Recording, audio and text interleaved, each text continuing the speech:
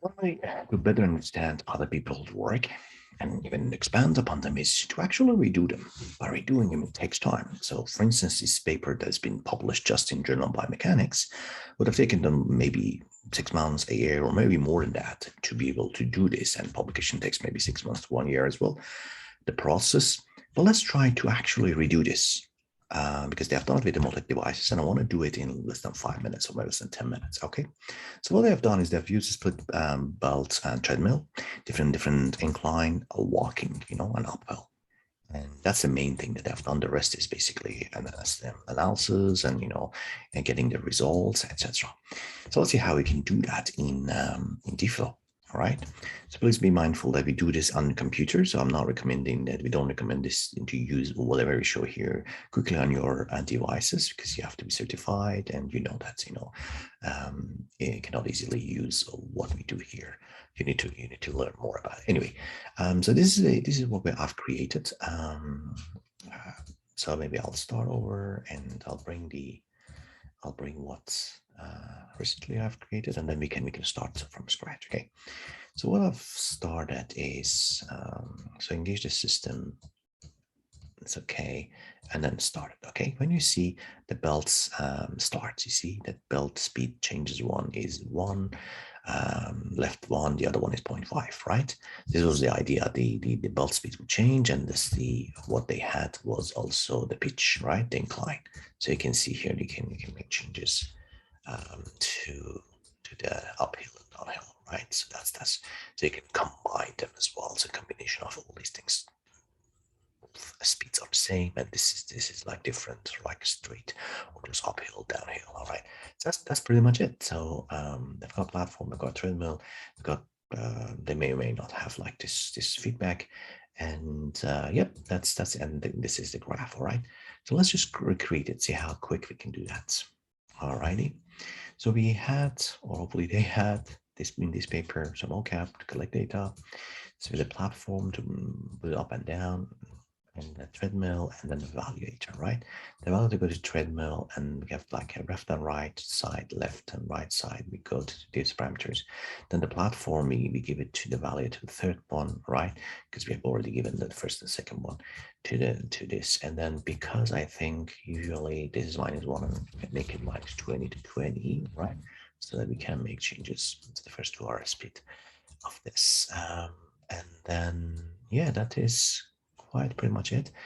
And then let's have, instead of that, let's have graph that quickly we show here. So that's the graph. And then delete everything, just for its left, and then right side speed, and then breathing it here. Just click the rest and just see the left and right.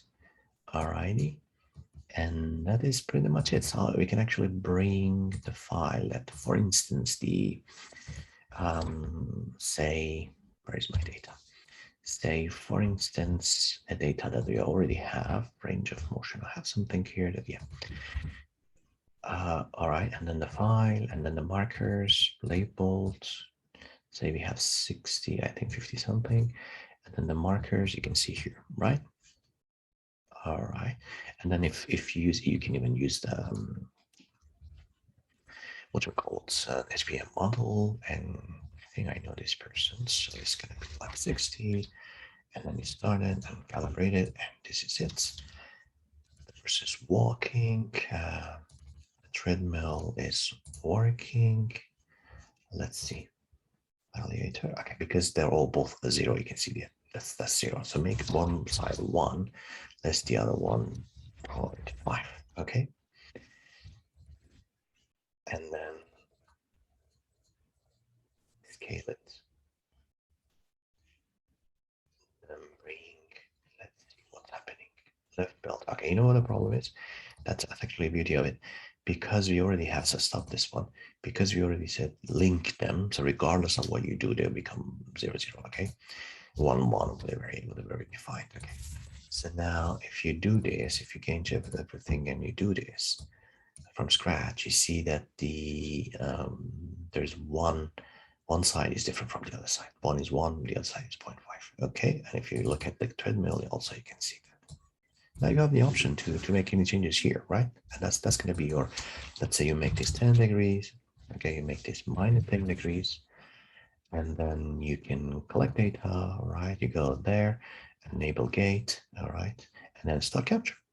And then when you start capturing, you can define what you are looking for, and then, for instance, you had power, all these kinds of. When you collect these ones, then you can take them to another software, like how we have one that you can use, a mux file here. You can create mux file. You can see here an amount of minute, and then take it to MATLAB or even the Goat, for instance, that we have.